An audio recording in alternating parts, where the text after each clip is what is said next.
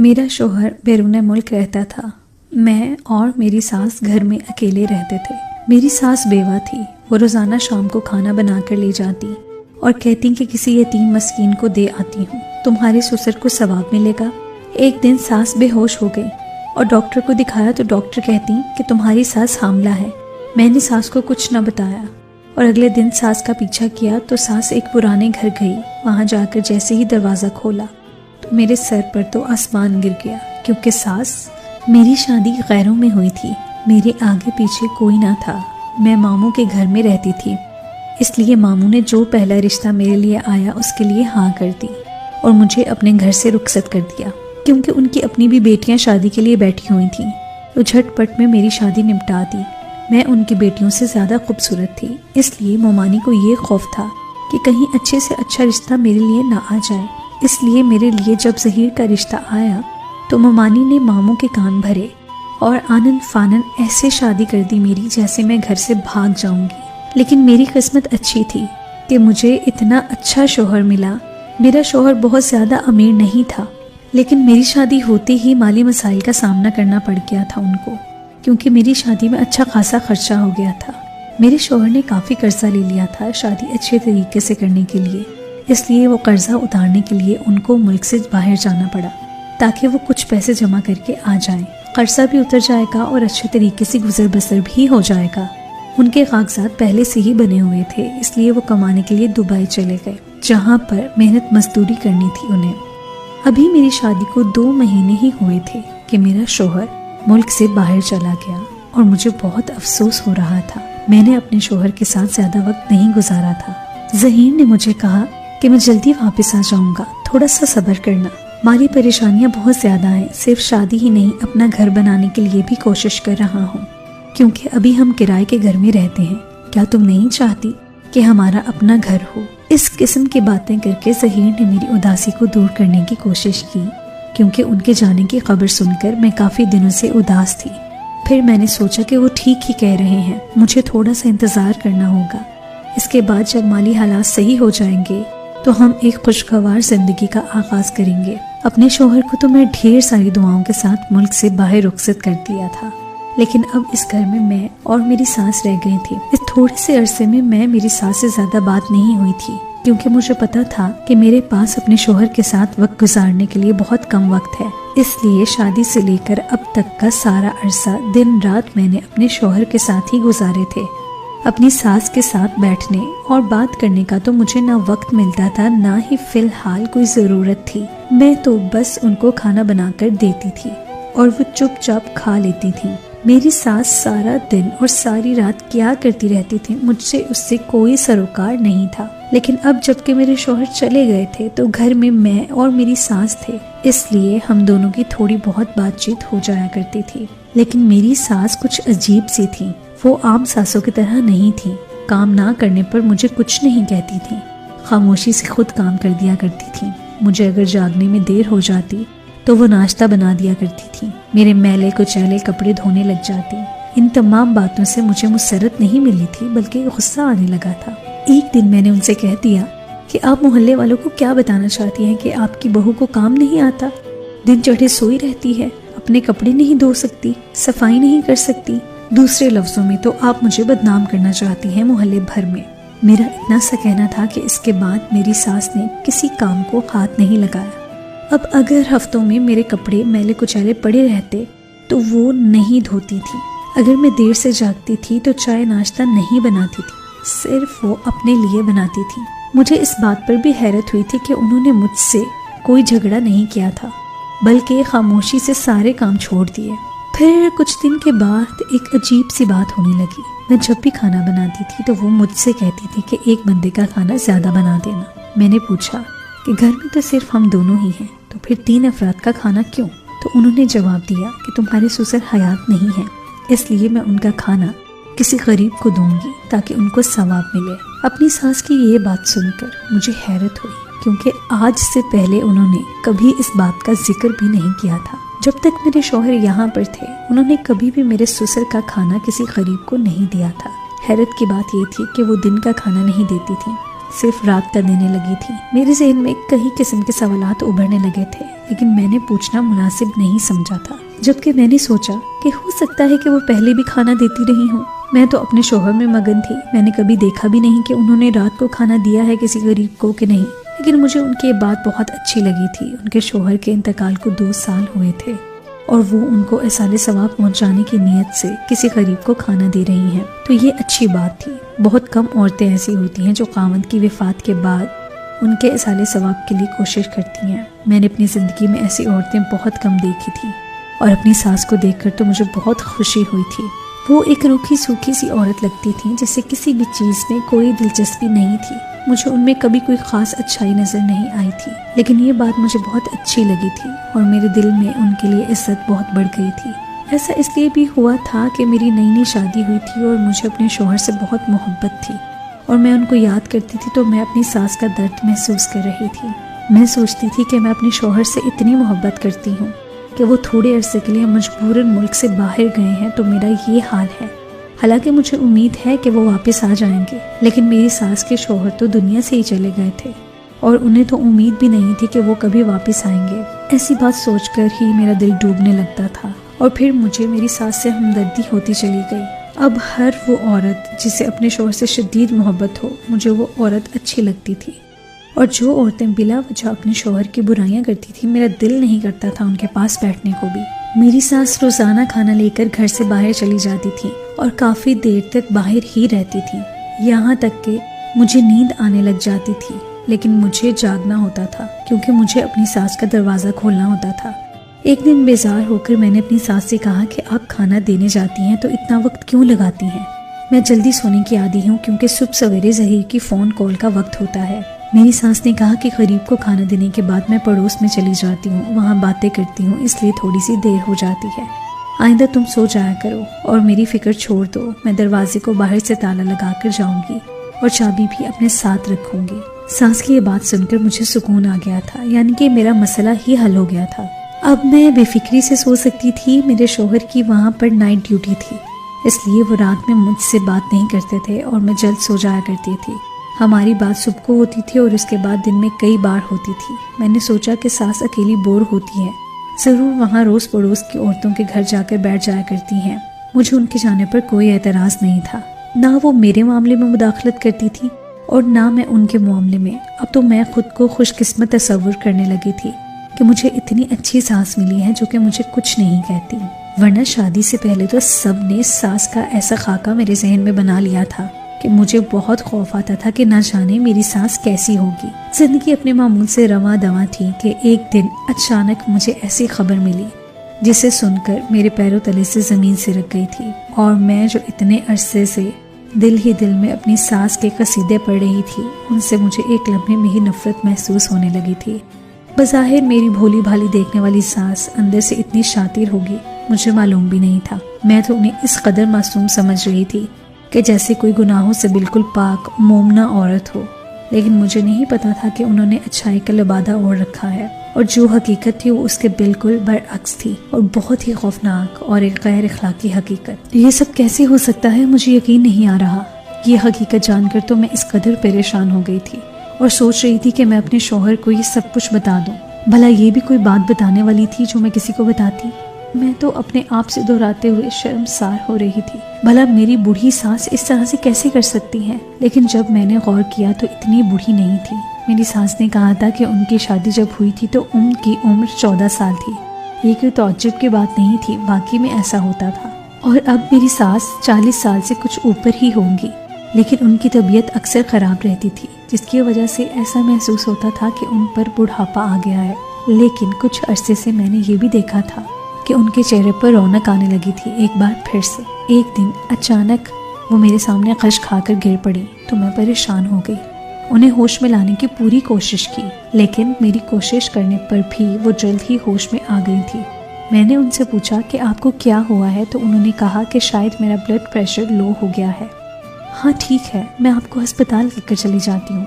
मैंने रिक्शा पकड़ा और उनको करीबी अस्पताल लेकर चली गई, पर आते ही वो एक बार फिर से बेहोश हो गई थी। परेशान हो गई कि आखिर उनको हुआ क्या है। शायद वाकई उनका ब्लड प्रेशर बहुत ज़्यादा लो हो गया है या गर्मी भी तो है। डॉक्टर ने कहा कि इनके कुछ टेस्ट होंगे। डॉक्टर ने उन्हें आराम का इंजेक्शन दिया और उनके खून का सैंपल लेकर कुछ टेस्ट किए। उनके होश में आने के बाद हम घर वापस आ गए। लेकिन अगली सुबह जब मैं रिपोर्ट लेने गई तो मेरे पैरों तले से जमीन सिरक गई, क्योंकि उन्हें रिपोर्ट के मुताबिक तो मेरी सास हामला थी। ये देखकर तो मेरा सर बुरे तरीके से चकराने लगा था कि ये सब क्या हो रहा है। मैंने सास को कुछ नहीं बताया और बदनामी के खौफ से वो रिपोर्ट छुपा दी। मेरी सास की तबीयत वैसे ही खराब थी। इस खराब तबीयत के बावजूद वो बाकायदगी से खाना लेकर जाती थी मेरे ससुर के इसाले सवाब के लिए। मुझे गुस्सा आ गया। मैंने कहा कि किस तरह का ड्रामा कर रही है ये औरत। मैं इनके शौहर से मोहब्बत देखकर इस कदर मुतासिर हो गई थी, लेकिन मुझे नहीं पता था कि ये औरत इतनी गिरी हुई निकलेगी। अब तो मुझे यकीन हो गया था कि ये खाना देने के बहाने अपने आशिक से मिलने जाती थी। यकीनन खाना भी उसी को देती होंगी, बल्कि उसके साथ मिलकर खाती होंगी, क्योंकि वो बहुत सारा खाना निकाल कर जाती थी जो कि 2 बंदों के लिए काफी होता था। पहले मैंने इन चीजों पर गौर नहीं किया था, लेकिन अब मैं सोचने पर मजबूर हो गई थी, क्योंकि बात ही ऐसी थी। मैंने फैसला किया कि इस बात का सुराग लगा कर रहूंगी कि आखिर मामला क्या है और मेरी सास रोजाना रात को कहाँ जाती हैं।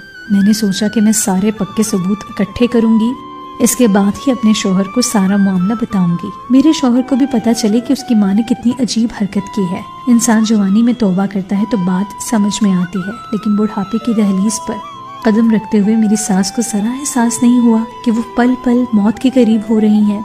वैसे तो मौत हर वक्त इंसान के सर पर होती है, कभी भी आ सकती है, लेकिन बुढ़ापा मौत की खास अलामत होता है। उम्र के इस हिस्से में दाखिल होते हुए मेरी सास को इबादत में मशगूल होना चाहिए था। इस हिस्से में आकर वो इस किस्म का काम कर बैठी हैं। मैंने सास का पीछा करने की ठान ली थी। सोचा कि आज रात जब वो खाना लेकर बाहर जाएंगी तब मैं उनके पीछे जाऊंगी, लेकिन मुझे याद आया कि वो ताले की चाबी लेकर जाती थी और बाहर से ताला लगा कर जाती थी, क्योंकि मैंने ही उन्हें कहा था कि मुझे जल्दी नींद आ जाती है। उनका इंतजार करते हुए मुझे देर हो जाती है। मैंने अपनी सास से कहा कि वो आज के बाद बाहर से ताला लगाकर ना जाया करे। मुझे डर लगता है कि कहीं अगर घर में आग वगैरह लग गई तो मैं कैसे बाहर निकलूंगी। मेरी ये बात सुनकर सास के चेहरे का रंग फक हो गया था। मैंने महसूस किया था कि मेरी ये बात उन्हें अच्छी नहीं लगी थी। अब तो मुझे यकीन हो गया था कि दाल में कुछ काला है। जैसे ही मेरी सास खाना लेकर बाहर गई तो मैंने अपनी पुरानी चादर उठाई, जो कि शादी से पहले मैं नमाज के लिए इस्तेमाल करती थी और शादी के बाद भी इस चादर को अपने साथ लाई थी यादगार के तौर पर। इस चादर का इस्तेमाल मैंने इसलिए किया था ताकि सास मुझे पहचान न सके, वरना जो चादर मेरे इस्तेमाल की थी उससे तो वो बाखूबी पहचान सकती थी कि मैं इसका पीछा कर रही हूँ। रात के 9 बज रहे थे और गली सुनसान हो गई थी, क्योंकि मोहल्ले वाले जल्दी से सोने के आदी थे। मैं इस तरह से सास का पीछा कर रही थी कि इस गुमान में भी ना गुजरे कि कोई उसके पीछे है। वो शायद अपनी धुन में चलती जा रही थी, खाना हाथों में थामे हुए। चलते चलते वो बहुत दूर आ गई थी। मुझे परेशानी हुई कि एक बीमार औरत इतनी दूर कैसे आ सकती है। फिर वो एक पुराने से घर में दाखिल हो गई, जो कि बहुत ही खस्ता हाल था। मुझे डर था कि अंदर दाखिल होते हुए कहीं वो दरवाजा बंद न कर दें, लेकिन जब मैंने पीछा किया तो देखा कि दरवाजे में तो कोई कुंडी ही नहीं थी। यानी कि वो घर इतना पुराना और खस्ता हाल था कि उसके दरो दीवार भी इस घर की गुर्बत के गवाह थे। मैं दबे पांव इस घर के अंदर दाखिल हुई तो मैंने वहां पर देखा कि वहां पर मेरी ही सास का हम उम्र एक शख्स मौजूद था और मेरी सास उससे बहुत खुशगवार माहौल में बातें कर रही थी। ना सिर्फ बातें कर रही थी बल्कि अपने हाथों से नवाले बनाकर उस शख्स को खिला रही थी। ये मंजर देखकर तो मेरा ऊपर का सांस ऊपर और नीचे का सांस नीचे रह गया था कि ये सब हो क्या रहा था। यानी कि मेरी सास रोजाना मुझसे झूठ बोलकर जाती थी कि वो गरीब बच्चों को खाना देने जाती है, हालांकि वो यहाँ पर किसी अनजान शख्स के घर के अंदर आकर ना सिर्फ अपने हाथों से खाना खिलाती है बल्कि उससे खुशगवार माहौल में बातें भी कर रही थी और काफी वक्त लगाती है। यहाँ तक कि मैं सो जाती हूँ और जब मैं पूछती हूँ तो कहती हैं कि मोहल्ले की औरतों के साथ बैठी हैं। और मैं कितनी बेवकूफ़ थी कि मैंने उन सब बातों पर गौर व फिक्र करना तो दूर की बात, कभी सास पर जरा सा भी शक भी नहीं किया था। और मैं उसको नेक औरत समझती रही जो अपने शौहर की वफादार है और उसे एहसारे सवाब पहुंचाने के लिए खुद गली से बाहर आकर गरीबों को खाना देती है। लेकिन अब बात सिर्फ खाना खिलाने की हद तक नहीं थी, ना ही तो किसी अनजान शख्स से बातें करने की हद तक थी और ना ही तो किसी अनजान शख्स से बातें करने की हद तक थी, बल्कि बात तो इससे भी बहुत आगे निकल चुकी थी। मेरी सास तो हामला हो चुकी थी। अब तो मुझे यकीन हो गया था कि यही वो शख्स है जिसके साथ मेरी सास का किसी किस्म का कोई ताल्लुक है। इसी वजह से वो खाना देने के बहाने यहाँ आती है। अब ये शख्स कौन है मैं नहीं जानती थी, پہلے تو میرا دل کیا کہ میں وہاں جا کر ان دونوں کے منہ پر لان تان کروں ان کے سامنے، پھر مجھے خیال آیا کہ وہ دونوں کہیں مجھے نقصان نہ پہنچا دے، اور میں پیچھے اپنا گھر بھی کھلا چھوڑ کر آئی تھی، کہیں چور نہ گھس جائے، مجھے یہ فکر تھی۔ جیسے ہی میرے دل میں چور کا خیال آیا میں فوراً واپس آ گئی، کیونکہ وہاں پر میرے زیورات بھی پڑے تھے اور کچھ قیمتی سامان بھی۔ میں سوچ سوچ کر پاگل ہو رہی تھی۔ میں نے فیصلہ کر لیا تھا کہ میری ساس گھر آئے گی تو میں اس کے سامنے وہ سب کچھ بول دوں گی جو میرے دل میں ہے۔ وہاں پر تو میں نے اس انجان شخص کے خوف سے کچھ نہیں کہا تھا، لیکن گھر میں تو میں بول سکتی تھی۔ جیسے ہی میری ساس واپس آئی تو مجھے جاگتا دیکھ کر تھوڑی چونک سی گئی اور پوچھا کہ تم ابھی تک سوئی نہیں؟ میں بھی غصے میں آ گئی اور کہا کہ جس عورت کی ساس اتنی بد کردار ہو سکتی ہے اس کو بھلا کیسے نیند آئے گی؟ میری بات سن کر تو میری سانس حواس باغتا ہو کر مجھے دیکھنے لگی، تو میں نے کہا کہ مجھے اس طرح سے نہ دیکھیں، مجھے ساری حقیقت پتہ چل گئی ہے کہ آپ کھانا دینے کے بہانے کہاں جاتی ہیں اور کس سے ملتی ہیں، اور آپ کی کوکھ میں کس کا گناہ پل رہا ہے۔ میری ساس نے مجھ سے کہا کہ میں کیا بول رہی ہوں، تو میں نے ان کی میڈیکل رپورٹ ان کے منہ پر مارتے ہوئے کہا کہ یہ سب میں بلا وجہ نہیں کہہ رہی ہوں، یہ آپ کی میڈیکل رپورٹ ہے جس میں بتایا گیا ہے کہ آپ حاملہ ہو چکی ہیں، اور اب وہ میں دیکھ کر آئی ہوں کہ آپ کس کا گناہ لیے پھر رہی ہیں۔ ساس نے وہ رپورٹ اٹھائی اور انہیں پڑھنے لگی اور مجھ سے کہا کہ ایسا کچھ نہیں ہے، رپورٹ میں غلط لکھا ہوا ہے۔ میں نے کہا کہ اگر رپورٹ غلط ہے تو میں یقین بھی کر لیتی، لیکن وہ شخص کون ہے جس سے ساری رات آپ بیٹھ کر باتیں کرتی رہتی ہیں، اپنے شوہر کے احسال ثواب کا نام لے کر کسی اور شخص کے پاس جاتے ہوئے آپ کو شرم نہیں آتی؟ کون ہے وہ شخص جس کے ساتھ آپ ہنس کر باتیں کر رہی تھی؟ آپ کو اندازہ بھی ہے کہ آپ نے میرے شوہر کی عزت کو خاک میں ملا کر رکھ دیا ہے؟ کیا منہ دکھائے گا میرے شوہر ساری دنیا کو کہ اس کی بوڑھی ماں جس نے ابھی ابھی بڑھاپے کی دہلیز پر قدم ہی رکھا ہے وہ حاملہ ہو گئی ہے؟ اگر میرے سسر زندہ ہوتے تو پھر بھی زمانہ کچھ نہ کہتا، تھوڑی بہت شرمگوئیاں ہوتی اور پھر سب چپ ہو جاتے کہ چلو ایک جائز کام ہے، کوئی ناجائز بات تو نہیں ہے، یہ کہہ کر لوگ اسے قبول کر لیتے۔ لیکن اگر دنیا میرے شوہر سے اس سے متعلق سوال کرے گی تو وہ زمانے میں کسی کو منہ دکھانے کے قابل نہیں رہیں گے۔ لوگوں کی بہن یا بیٹی اس طرح کے کام کرتی ہیں اور ان کے سر شرم سے جھک جاتے ہیں، لیکن یہ پہلا واقعہ ہے کہ ایک جوان لڑکی کی ماں نے اس قسم کا کام کیا ہے۔ میرا شوہر تو اپنی جان ہی لے لے گا بدنامی کے خوف سے۔ میں نے اپنے دل کا سارا غبار ساس کے سامنے نکال دیا تو انہوں نے کہا کہ تم غلط سمجھ رہی ہو، وہ شخص تو میرا بھائی ہے، وہ شخص تو میرا بھائی ہے، اسے کسی نے غلط ڈکیتی کیس میں پھنسایا تھا جس کی وجہ سے وہ پولیس سے چھپ کر اس گھر میں بیٹھا ہوا تھا اور میں اسے کھانا دینے جاتی تھی۔ میں نے مجبوری میں تم سے جھوٹ بولا تھا کہ تم کیا سوچو گی کہ میں کہاں جاتی ہوں، اس لیے میں نے ثواب والی بات کی تھی۔ میری ساتھ جھوٹ پر جھوٹ بول رہی تھی۔ میں نے کہا کہ آپ مزید جھوٹ مت بولیں، یہ رپورٹ بالکل سچی ہے اور وہ آدمی آپ کا بھائی نہیں ہے۔ وقت آنے پر ہر کوئی پھر بہن بھائی بن جاتا ہے زمانے کے سامنے۔ اپنے اتنے بڑے بھائی کو کوئی بھی عورت اپنے ہاتھ سے نوالے بنا کر نہیں کھلاتی۔ اس قسم کی حرکتیں عورت اپنے عاشق کے ساتھ کرتی ہیں اور وہ آپ کا بھائی نہیں ہے، یہ بات مجھے معلوم ہے۔ اتنی کم عقل میں نہیں ہوں، میں سمجھ نہ سکوں گی کہ دو لوگوں کے بیچ میں کیسا رشتہ ہو سکتا ہے۔ ہاں ٹھیک ہے، وہ شخص پولیس سے چھپ رہا ہوگا، یہ بات آپ کی صحیح ہے، لیکن وہ آپ کا بھائی نہیں ہے، وہ آپ کا عاشق ہے۔ میں اپنی دھن میں نہ جانے کیا کیا بول رہی تھی کہ میرے فون کی گھنٹی بجی اور اس فون کو سن کر تو میرے سر پر آسمان گر گیا اور میں نے حیرت سے اپنی ساس کی طرف دیکھا اور میرے ہاتھ سے موبائل چھوٹ کر رہ گیا۔ میری ساس نے حیرت سے مجھے دیکھا اور کہا کہ کس کا فون ہے، کیا ہو گیا ہے؟ میرا بیٹا تو ٹھیک ہے نا؟ بتاؤ تم اتنی حواس باختہ کیوں ہو گئی ہو؟ اور فون سننے کے بعد بتاؤ مجھے کس کا فون تھا؟ میں نے ساس سے کچھ نہیں کہا اور میں کمرے میں آ گئی اور اپنے آپ کو کمرے میں بند کر دیا اور پھوٹ پھوٹ کر رونے لگی۔ میری ساس دروازہ بجا رہی تھی اور مجھ سے پوچھ رہی تھی کہ کس کا فون ہے اور میں کیوں رو رہی ہوں۔ یقیناً وہ پریشان تھی، لیکن میں اپنی ساس کو کیا بتاتی کہ فون اس لیبارٹری سے آیا تھا جہاں پر میں نے اپنی ساس کے ٹیسٹ کروائے تھے، اور وہ لیبارٹری والا شخص مجھ سے کہہ رہا تھا کہ نام ایک ہونے کی وجہ سے ٹیسٹ میں غلطی ہو گئی ہے، آپ کی ساس کی رپورٹ کسی اور کے پاس چلی گئی ہے اور کسی اور کی رپورٹ آپ کی ساس کے پاس آ گئی ہے۔ جو رپورٹ آپ کے پاس آئی ہے وہ ایک نئے شادی شدہ جوڑی کی ہے جو آپ کی ساس کی ہم نام ہے اور وہ حاملہ بھی ہیں، اور آپ کی ساس کی رپورٹ میرے پاس ہے اور اس رپورٹ کے مطابق آپ کی ساس کو پھیپھڑوں کا کینسر ہے۔ اب میں اپنی ساس کو کیا بتاتی کہ میں جو اتنی دیر سے ان کے کردار کشی کر رہی تھی، ان کے پاس تو زندگی کی مہلت ہی کم بچی تھی، میں کس منہ سے اپنی ساس سے معافی مانگتی؟ بالآخر میں نے دروازہ کھول دیا और अपनी सास के गले लगकर फूट फूट कर रोने लगी और उनको सारी हकीकत बता दी। उस दिन के बाद मेरी सास मजीद बीमार हो गई थी और उनकी आंखों में हमा वक्त मेरे लिए शिकवा रहता था। वो शख्स वाकई में मेरी सास का भाई था जो पुलिस से छुप रहा था।